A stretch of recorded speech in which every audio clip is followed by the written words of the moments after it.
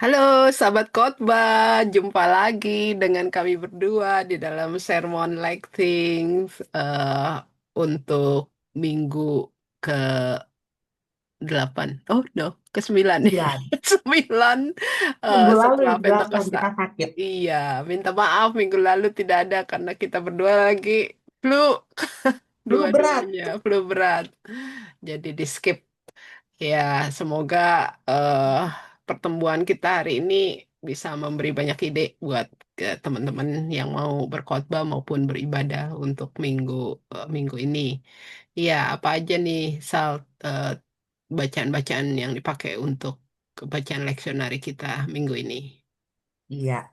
Alina dan sahabat-sahabat khotbah, bacaan Alkitab yang akan kita renungkan, kita percakapkan adalah Kejadian pasal 15 ayat 1 sampai 6, Mazmur pasal 33 ayat 12 sampai 22, lalu surat Ibrani pasal 11 ayat 1 sampai 3 dan ayat 8 hingga 16, serta Injil menurut Lukas pasal 12 ayat 32 sampai 40. Ya, kayaknya benang merahnya jelas banget ya dari teks Jelas. itu. Yaitu Mhm, kita akan membicarakan soal iman. Kalau 2 minggu yang lalu kita bicara mhm. tentang kayaknya sesuatu yang klasik, yaitu tentang doa gitu ya. Doa. Mhm, Sekarang juga kita akan bicara tentang iman. Nah, apa yang kamu lihat menarik dari setiap teks ini, Sal? mhm. Kita mulai dari Kejadian pasal 15 dulu ya. Mhm. Nah, kalau aku lihat Kejadian pasal 15 ayat 1 sampai 6 ini, tema utamanya adalah iman kepada janji Allah. Mhm. Eh, Teks ini bicara tentang penglihatan Abraham, dan di dalam penglihatan ini Abraham berdialog ya dengan Tuhan. Ya. Penglihatan itu dimulai dengan firman Tuhan yang menyampaikan tiga hal, yaitu perintah, peran Allah sendiri, dan janjinya. Perintah Mhm. yang dimaksud adalah jangan takut Abram, lalu peran Allah, Allah katakan, akulah perisaimu. Lalu janji Allah, upahmu akan sangat besar. Jadi Mhm. memulai percakapannya sebenarnya dengan kalimat jangan takut, Tuhan itu sudah memberi antisipasi terhadap respons yang akan diberikan oleh Abraham. Ya. Tetapi ya seperti kebanyakan manusia pada umumnya, walaupun di masa lalu sudah mendengar janji Tuhan yang begitu indah, tetapi ketika membandingkan antara janji Tuhan dengan realita, ya selalu ada yang namanya ketidakpercayaan gitu ya. Ya. Hasil Abram dalam hal ini Abram tidak merespon secara positif Hmm. apa yang Tuhan katakan. Sebaliknya dia mengembalikan pernyataan Tuhan itu dengan pertanyaan. Ya Tuhan, apakah yang akan kau berikan kepadaku? Karena aku akan meninggal dengan tidak mempunyai anak.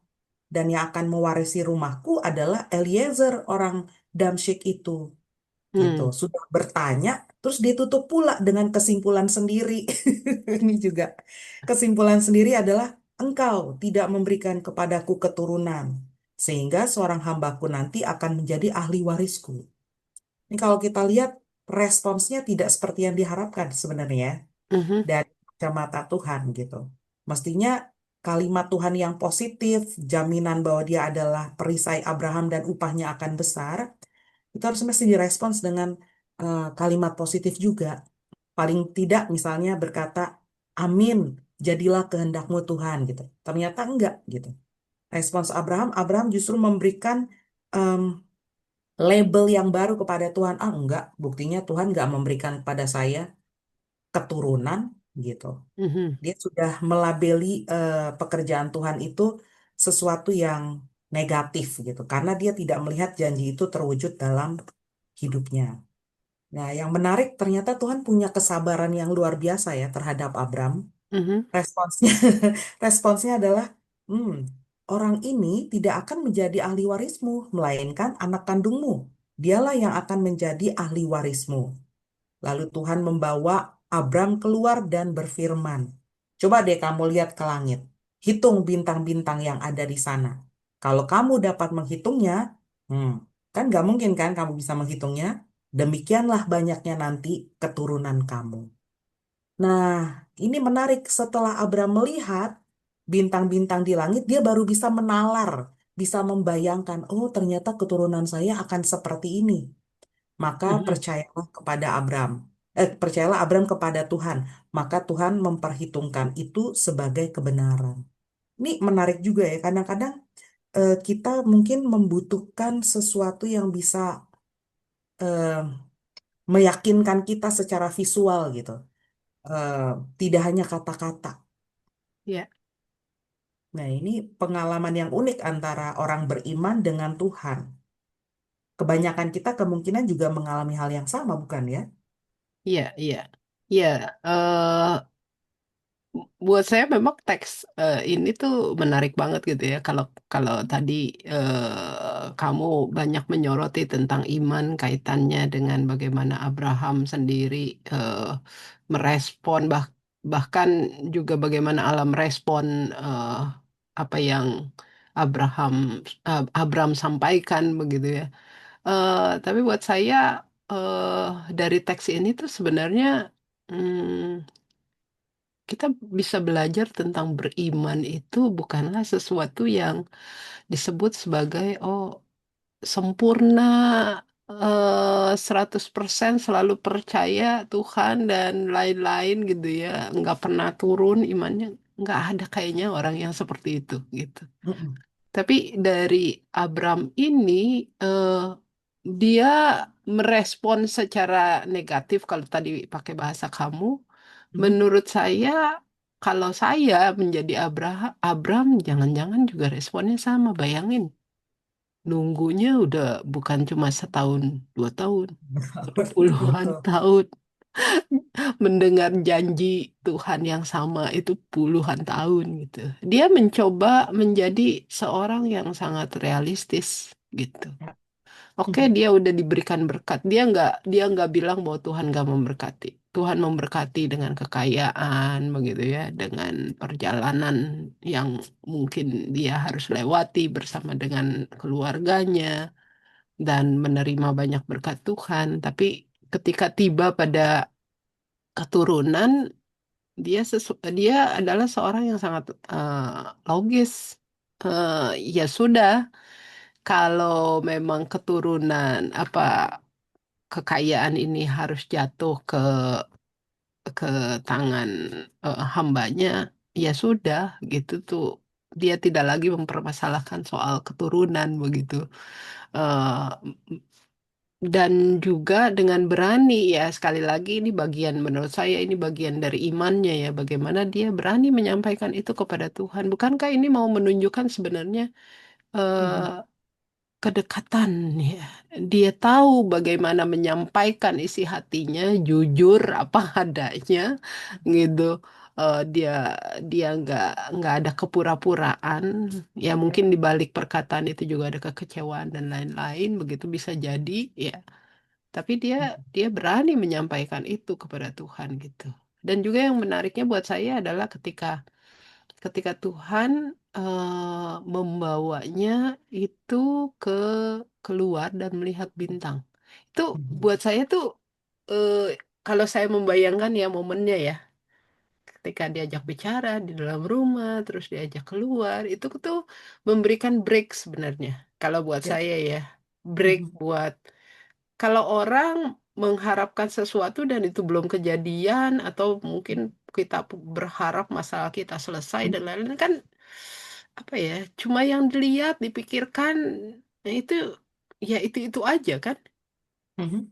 jadi maka itu kenapa kalau kita punya masalah misalnya kita begitu eh, stres depresi begitu ya sampai depresi karena kita cuma cuma memikirkan yang itu aja melihat itu aja gitu Ya. seolah-olah dunia ini ya dunia saya ini dunia kita ini ya itu gitu Ya. masalah itu gitu tapi dengan Tuhan mengajak Abram keluar gitu dan melihat bintang itu bukan cuma yang tadi kamu sampaikan bahwa Mhm. beriman juga kadang-kadang memperlihatkan membutuhkan yang visual iya saya percaya itu tapi di sini beriman juga kadang-kadang kita harus diajak untuk break keluar. dulu dari lihat dunia yang itu-itu aja gitu untuk melihat ada ada ada janji Tuhan yang lain yang begitu lebih apa ya, lebih besar.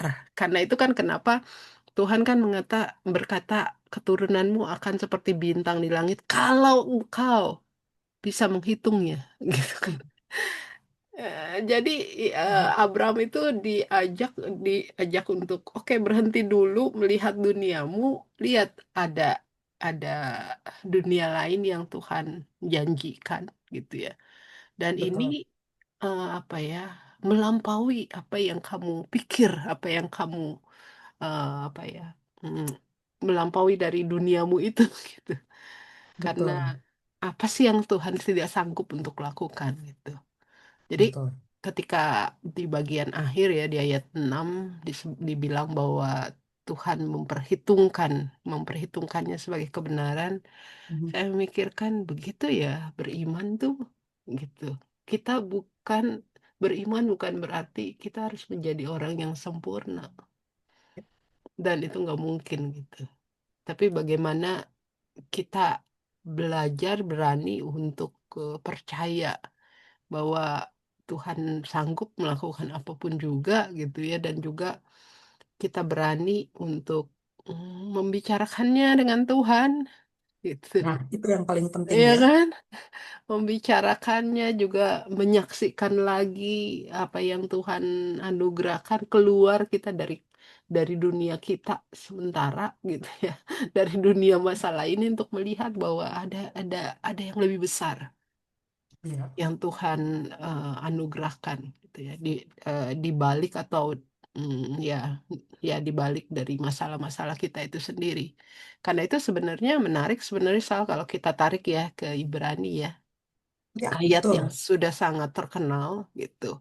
Tapi statement awalnya kan di ayat 1, 2 ya iman ya bicara betul. tentang iman ya memang ini di sini kita bicara tentang ya penulis Ibrani mau mengingatkan kita yang namanya iman itu apa berhubungan dengan harapan dan kalau harapan kan memang sesuatu yang belum Mhm. kejadian gitu kan tapi Betul. kita yakin nih itu akan terjadi gitu. Mhm. Nggak mungkin kita sebut harapan kalau udah kelihatan udah terjadi gitu. Itu bukan lagi harapan, tapi sesuatu yang memang dinantikan dan yang menariknya sebenarnya di ayat-ayat selanjutnya kan Mhm. eh di situ diberi contoh Abraham sebagai bapak orang beriman. Tapi menurut saya di ayat 13 yang menarik sih Mhm. dikatakan bahwa walaupun Abraham dan Sarah tidak melihat apa yang dijanjikan, hasil dari yang dijanjikan Allah, tetapi mereka percaya. Artinya kan gini, kan tadi ya, Tuhan selalu mengatakan keturunan mereka akan banyak gitu kan, seperti bintang di langit. Mhm. Tapi kan akhirnya benar mereka melihat hanya satu loh, anaknya tuh cuma satu gitu. Atau ya berdua berdua sama Ishak lah ya yang diceritakan. Dari mana gitu ya, dari mana dia bisa mereka bisa melihat bahwa keturunannya kan banyak, nggak cuma satu gitu. Mhm. Tapi di sini sih menariknya ya, mereka diperhitungkan sebagai orang-orang percaya karena sekalipun tidak melihat hasil dari apa yang dijanjikan oleh Allah, tapi mereka tetap percaya. Itu sih, itu beriman ya begitu. Jadi saya belajar di sebenarnya iman itu tidak selalu bicara tentang hasil ya. Mhm. Oh, apa yang kita harapkan, kita impikan terjadi gitu. Tapi balik lagi, yang sering kali kita bicarakan beriman itu sebuah proses gitu. Ya, betul. Proses bagaimana kita jadi lebih dekat dengan Tuhan. Proses di mana kita siap untuk menerima apapun juga jawaban Tuhan gitu ya.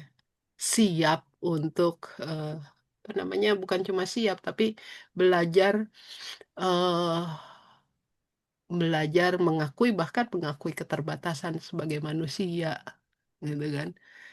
Juga belajar beriman itu berarti juga kita masuk di dalam proses, akhirnya kita bisa menerima keadaan yang barangkali bukan ini yang saya mau, bukan ini yang saya impikan. Gitu. Kalau saya kalau mengkaitkan ya antara kejadian tadi dengan eh, Ibrani. Betul. Dan kalau kita lihat juga memang yang paling penting juga tidak hanya fokus pada apa yang kita butuhkan sebenarnya, Mhm, tetapi pada apa yang Tuhan janjikan dan apa yang Tuhan rencanakan dalam hidup kita. mhm, Gitu. Karena itu betul apa yang tadi Kalina bilang, iman ini memang membuat kita tetap taat dalam penantian pada janji Tuhan. Tidak eh, tidak lekas apa ya kecewa begitu ketika mungkin deadline yang kita terapkan atau kita tetapkan untuk janji Tuhan itu terwujud eh, tidak seperti yang kita harapkan gitu. Dan memang iman ini bicara juga soal eh, membuka cakrawala kita lebih luas bahwa apa yang Tuhan janjikan bisa jadi terwujudnya memang tidak pada periode hidup kita, tapi mhm, pada periode keturunan-keturunan kita ke depan gitu. mhm, Bisa jadi ini bukan hanya soal 1 2 tahun, tapi bahkan ribuan tahun atau ratusan tahun begitu. mhm, Dan itu sebabnya kenapa Abram yang percaya kepada janji Tuhan itu imannya diperhitungkan sebagai kebenaran. Karena yang dia percaya adalah firman Tuhan gitu. Eh, dan betul bahwa di sini dikatakan upah dari orang yang beriman menurut Ibrani ya Abram dan Sarah akhirnya memiliki keturunan. Walaupun mereka seakan-akan seperti apa ya melihat ke depan gitu. Sekarangnya sih belum, cuma ada Ishak saja anak yang dijanjikan, tetapi mereka sudah bisa membayangkan bahwa akan dari si Ishak ini keturunan itu akan banyak gitu. mhm, mhm. Mungkin itu juga yang disebut dengan harapan kita kepada Tuhan memang membutuhkan waktu untuk terwujud gitu. Iya, iya, Dan harus sabar dan nggak selalu harus menuntut semua itu terjadi pada saat kita hidup gitu. Bisa jadi itu sebenarnya janji itu untuk keturunan-keturunan kita selanjutnya. iya. Atau bukan yang memang bukan seperti imajinasi kita kan? Hmm, Itu betul. mungkin bukan seperti yang jangan balik lagi kita doakan, ya Ya. Mhm. barangkali ya. Tapi ya itu bagus banget menurut saya sih bahasa yang digunakan Ibrani ya di ayat 13 tadi. Mhm. Dalam iman mereka semua ini telah mati sebagai orang-orang yang tidak memperoleh apa yang dijanjikan itu, tetapi yang Mhm. hanya dari jauh melihatnya dan melambai-lambai kepadanya. Dan yang mengakui bahwa mereka adalah orang asing dan pendatang di bumi ini. Menarik ya, gagasan Heeh, orang asing kembali di river oleh penulis Ibrani benar. gitu. Bahwa Mm, mereka memang Abram pada dasarnya adalah seorang asing yang berjalan mm, dari Mesopotamia ke tanah yang dijanjikan Tuhan. Dan dia sadar keterasingannya ini membuat dia sangat bergantung kepada Tuhan. Dan karena mm, itu yang tadinya dia fokus pada janji tentang tanah yang real, sekarang ditarik sama Ibrani itu Abraham fokus pada tanah sorgawi gitu. mhm, Ini mhm, menarik sekali ya, kemelekatan kita pada hal-hal yang sifatnya fisik.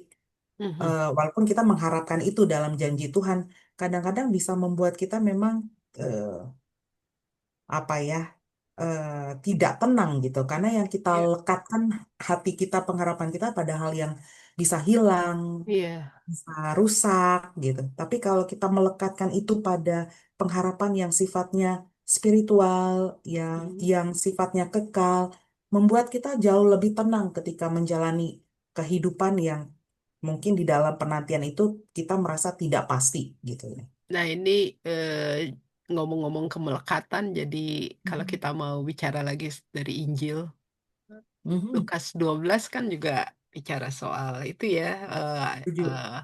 kan juga di sini Tuhan Yesus mengawalinya dengan kalau kita baca teksnya kan dengan kata-kata jangan takut. Sekali lagi, jangan takut, diulang terus ya. Iya, jangan takut memakai kata relasi yang sangat akrab ya, hai Ya, anakku gitu kan. betul.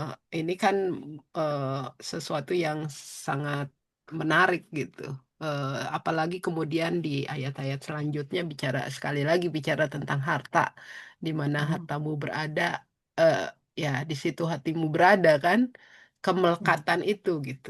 Dan sekali lagi bukan bicara tentang oh berarti kita nggak boleh kaya kaya raya, mhm, bukan itu gitu, tapi lebih ke yang benar apa yang seringkali yang membuat kita hancur lebur gitu kan ya, ya istilahnya, bahkan juga betul. dalam hidup beriman berkali-kali jatuh tuh adalah karena karena kemelekatan itu. Ya, Dan beriman berarti kadang-kadang kita harus bisa let go ya kalau memang itu harus hilang. Ya, wah itu susah banget Sal. mhm, betul ya. Heeh. Kemelekatan kita terhadap sesuatu selain Tuhan itu memang membuat Tuhan cemburu. Mhm. Jadi hati-hati juga. Makanya mungkin Tuhan bilang jangan takut lalu diikuti dengan jualah Mhm. segala milikmu dan berikanlah sedekah. Itu artinya lepaskanlah kemelekatan kamu terhadap hal-hal yang sifatnya fana, walaupun kamu membutuhkannya dan berusaha untuk melayani sesama gitu. Jadi Mhm. jangan lagi senternya adalah untuk mengisi perut kita dengan uang, seperti yang Iya, terjadi kebanyakan di zaman ini ya, banyak orang iya. mempertuhankan uang Mhm. sampai-sampai tutup mata terhadap penderitaan sesama. Iya, sebenarnya Gitu. kalau teks minggu lalu juga kalau eh, para sahabat yang khotbah atau beribadah minggu lalu kan juga memang eh, mengajak kita ya beriman itu kita menghindarkan diri dari kemelekatan itu ya pada Ya, terutama pada center hidup ini pada aku gitu. ya, Heeh, mhm, tapi mulai bicara tentang pemaknaan hidup itu nggak selalu aku gitu. ya, Tetapi betul. di dalamnya ada Tuhan dan juga ada sesama. Ya, Ya, dan dan ya ketika itu, betul. Mhm. hmm, Yang saya tertarik yaitu soal kemelekatan ya. Kadang-kadang kita bisa merasa apa yang Tuhan beri ya, mau harta, mau relasi ya dengan keluarga misalnya kita diberi keluarga, hmm, bahkan juga dengan pekerjaan, kedudukan, jabatan itu kan sesuatu yang melekat. ya, Bahkan juga kadang-kadang kita menganggap bahwa itu semua adalah identitas saya gitu. Itulah hidup saya gitu. Tanpa mhm, semua itu saya bukan apa-apa gitu. mhm, Tapi di sini sebenarnya ketika kita coba membalikkan memahami perkataan Tuhan Yesus ini dalam kaitannya iman adalah ketika iya ya coba kalau semuanya hilang ya, ya harta, keluarga, relasi, mhm, pekerjaan, posisi, kedudukan, apapun. ya, Jadi siapa saya sebenarnya? Kan gitu. mhm, Iman itu akan menunjukkan bahkan juga menelanjangi kita sebenarnya. mhm, Ketika kita kehilangan semuanya itu, apa yang melekat, apakah saya bisa ya melihat bahwa di situ saya tetap manusia yang berharga di hadapan Tuhan gitu ya, mendapatkan kasih karunia-Nya. Apakah saya masih tetap hidup sebagai seorang yang dikasihi, dicintai Tuhan? Dan juga apakah saya tetap masih bisa bermakna, berarti buat buat dunia ini gitu ya, buat orang lain. Karena itu kenapa ini menarik sih. Eh, Kemelekatan, beriman juga berarti let go ketika itu semua harus hilang, tapi mengembalikan juga tentang mm, identitas kita sesungguhnya ya sebagai eh, manusia yang diciptakan Tuhan, dikasihinya juga untuk menjalani hidup ini. betul, Mungkin ini ya yang kalau kita lihat ketika dikaitkan dengan masa penantian, balik betul, lagi ke Injil. Heeh, betul, ya, mhm, menantikan kedatangan Tuhan gitu. Bahwa ya, eh, ya itu menantikan kedatangan Tuhan kan sesuatu yang memang bicara tentang harapan balik lagi. Ya, Ya, bagaimana ya iman terkait erat dengan harapan itu, hidup di dalam harapan. ya. Ketika kemelekatan terhadap hal-hal yang sifatnya fana dan yang bisa membuat kita jauh dari relasi yang intim dengan Tuhan ataupun solidaritas dengan sesama, eh, justru membuat kita jauh lebih peka lagi ya dalam mempersiapkan diri kita menyambut kedatangan Kristus. Mm-mm. Eh, Makanya ada vokatif di sana. Hendaklah pinggangmu tetap berikat dan Mm-mm. pelitamu tetap menyala. Sikap yang berjaga-jaga seperti ini kan hanya bisa kalau kita fokusnya itu kepada Tuhan ya, Betul. bukan kepada sesuatu yang tadi Kak Lina udah sebutkan itu Mm-mm. gitu. Mm-mm. Karena memang pada akhirnya hanya Tuhan yang membuat kita selamat dalam penantian kita ini gitu. Mhm, Bukan mhm. bukan harta, jabatan, relasi, walaupun semua itu penting, tetapi dia tidak menentukan keselamatan kita. Apalagi kalau kita salah guna itu gitu. Iya. Bukan untuk melayani Tuhan dan sesama, tapi hanya untuk melayani diri sendiri. Udah pasti dalam perumpamaan-perumpamaan Yesus itu sama seperti orang kaya yang sukar masuk dalam kerajaan sorga gitu. Mhm, mhm, Tapi mhm. kalau toh dalam penantian kita, kita lebih fokus kepada Tuhan dan tidak melekatkan diri pada hal-hal itu, maka kita akan bisa lebih seperti seorang hamba yang siap sedia menanti-nantikan tuannya pulang dari pesta perkawinan. Mhm. Supaya kalau tuannya ngetok, dia siap membukakan pintu. Nah, yang menarik, eh, kalimat yang selanjutnya dikatakan kalau hamba-hamba itu siap menyambut kedatangan tuannya dan membukakan pintu, malah tuannya itulah yang akan apa namanya menjamu mereka Jamu gitu kan dan ya. basuh kaki ya itu. Iya Iya. gitu. Mhm. Wah, ini menarik nih. Malah ada reversal apa ya namanya? Pertukaran, Pembalikan, iya pertukaran. pertukaran, Heeh. pembalikan Mhm, peran yang mhm, tadinya kita yang menanti-nantikan dan siap melayani, justru ketika Tuhan datang, Tuhan itu yang akan melayani kita. Wah, mhm, mhm, ini mhm. luar biasa satu gambaran di mana ketika kita hidup di dunia ini memang kita melayani Tuhan, tapi pada akhirnya Tuhan sendiri yang akan memberikan pelayanan itu kepada kita. Seperti yang Yesus katakan, memang dari awal Tuhan itu memang mengasihi kita sedemikian rupa ya.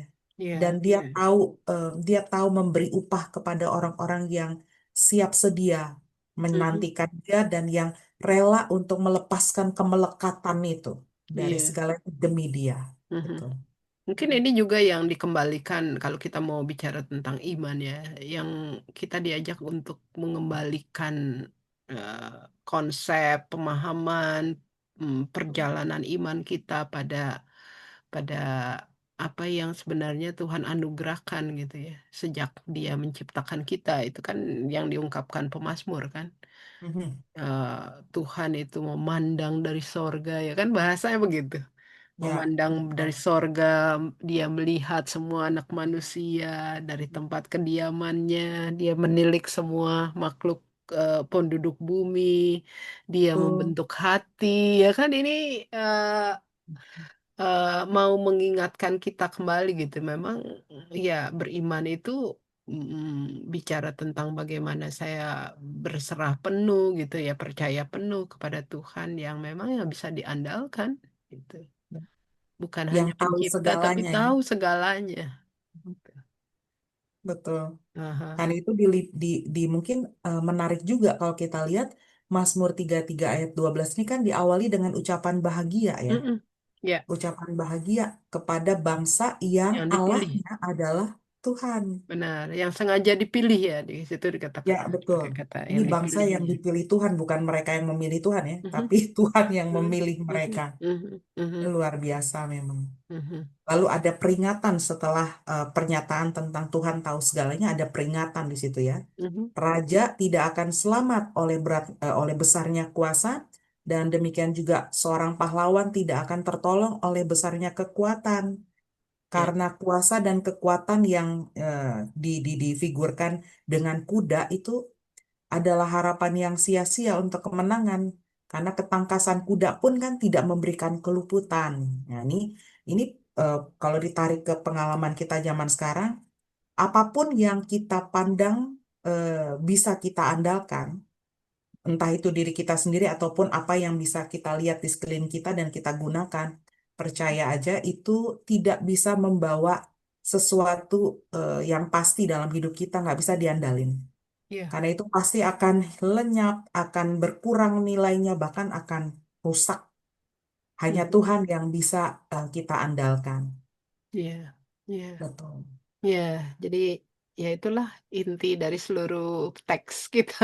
Gitu Betul. ya, bahwa memang tadi kalau buat saya menarik banget karena kita bicara tentang bahwa iman bukan sesuatu berarti kita sempurna sebagai manusia gitu ya. Mhm. Tapi bagaimana di tengah bahkan kerapuhan kita tahu bahwa kepada siapa kita datang, kepada siapa kita berharap gitu ya. Mhm.